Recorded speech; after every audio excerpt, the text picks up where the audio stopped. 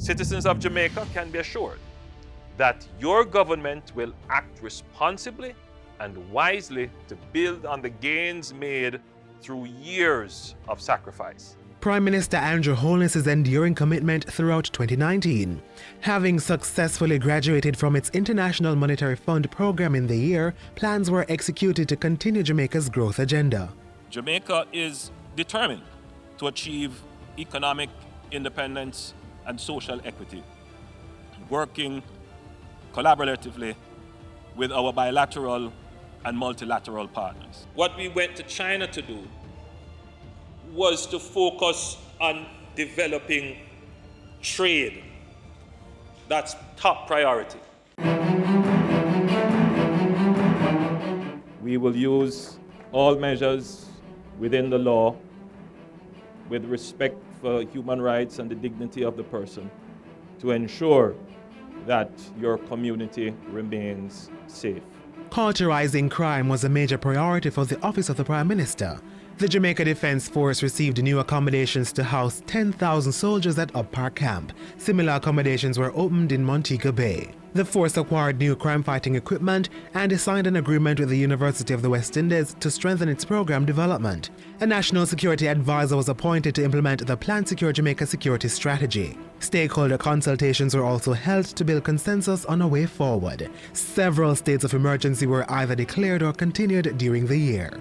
So too were the two long-standing zones of special operations in St. James and West Kingston. The government will use all the tools available to protect the lives of citizens. To bolster the efforts of the security forces, the Violence Prevention Commission began examining ways to address all aspects of discord on the island. A national plan of action and integrated approach to child abuse was also implemented. You will see from how we have operated that we have been very strategic and very deliberate in the things that we are doing. And it has had an effect, it has had an impact.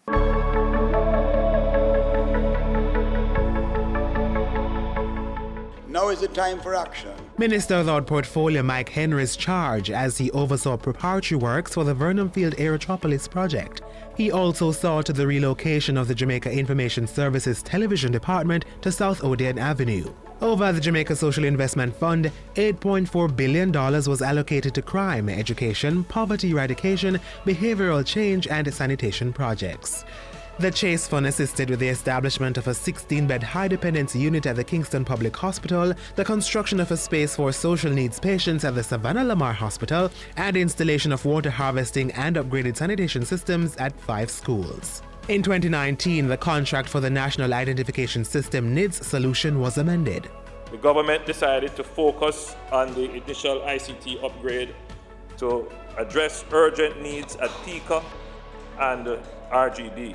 This and other system upgrades will accommodate the full rollout of a new NIDS bill, which is expected to be tabled by March 31 this year. In addition to digitizing its records, the Registrar General's Department set up a complaints management system at its call center and expanded its electronic database. An electronic production system for birth, death, and marriage certificates was also introduced. We cannot build a country without uplifting the more vulnerable elements of the society.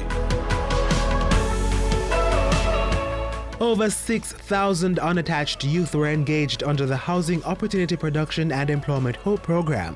1,885 youth were part of the Jamaica National Service Corps, managed by the Jamaica Defence Force. $1 billion was set aside in the budget for the housing component of Hope.